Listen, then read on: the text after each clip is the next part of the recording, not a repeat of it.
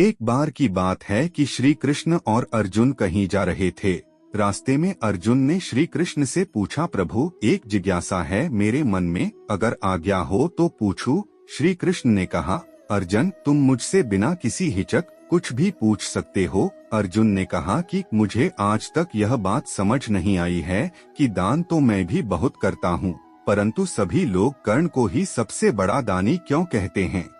यह प्रश्न सुन श्री कृष्ण मुस्कुराए और बोले कि आज मैं तुम्हारी यह जिज्ञासा अवश्य शांत करूंगा। श्री कृष्ण ने पास में ही स्थित 2 पहाड़ियों को सोने का बना दिया। इसके बाद वह अर्जुन से बोले कि हे अर्जुन, इन दोनों सोने की पहाड़ियों को तुम आसपास के गांव वालों में बांट दो। अर्जुन प्रभु से आज्ञा लेकर तुरंत ही यह काम करने के लिए चल दिया। उसने सभी गांव वालों को बुलाया, उनसे कहा कि वह लोग पंक्ति बना लें, अब मैं आपको सोना बांटूंगा, और सोना बांटना शुरू कर दिया। गांव वालों ने अर्जुन की खूब जय जयकार करनी शुरू कर दी। अर्जुन सोना पहाड़ी में से तोड़ते गए और गांव वालों को देते गए। लगातार 2 दिन और 2 रातों तक अर्जुन सोना बांटते रहे।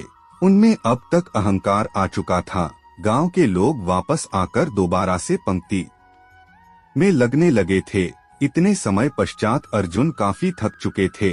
जिन सोने की पहाड़ियों से अर्जुन सोना तोड़ रहे थे, उन दोनों पहाड़ियों के आकार में जरा भी कमी नहीं आई थी। उन्होंने श्री कृष्ण जी से कहा कि अब मुझसे यह काम और न हो सकेगा, मुझे थोड़ा विश्राम चाहिए। प्रभु ने कहा कि ठीक है, तुम अब विश्राम करो, और उन्होंने कर्ण बुला लिया। उन्होंने कर्ण से कहा कि इन दोनों पहाड़ियों का सोना इन गांव वालों में बांट दो। कर्ण तुरंत सोना बांटने चल दिए। उन्होंने गांव वालों को बुलाया और उनसे कहा, यह सोना आप लोगों का है, जिसको जितना सोना चाहिए वह यहाँ से ले जाए। ऐसा कहकर कर्ण वहाँ से चले गए।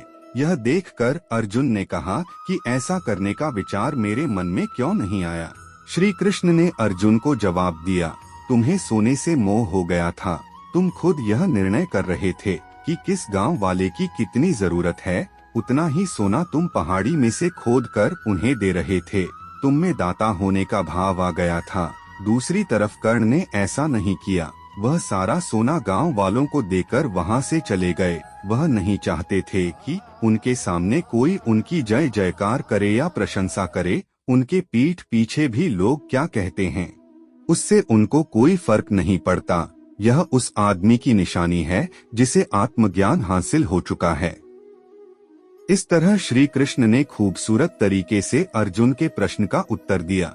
अर्जुन को भी अब अपने प्रश्न का उत्तर मिल चुका था। इस कहानी से हमें ये सीख मिलती है कि दान देने के बदले में धन्यवाद या बधाई की उम्मीद करना भी उपहार नहीं, सौदा कहलाता है। यदि हम किसी को कुछ दान या सहयोग करना चाहते हैं तो हमें यह बिना किसी उम्मीद या आशा के करना चाहिए, ताकि यह हमारा सत्कर्म हो, न कि हमारा अहंकार। दोस्तों, उम्मीद करता हूँ ये कहानी आपको पसंद आई होगी। मेरे चैनल को लाइक, सब्सक्राइब व शेयर अवश्य करें और कमेंट बॉक्स में जय श्री कृष्णा अवश्य लिखें। जय श्री कृष्णा। धन्यवाद।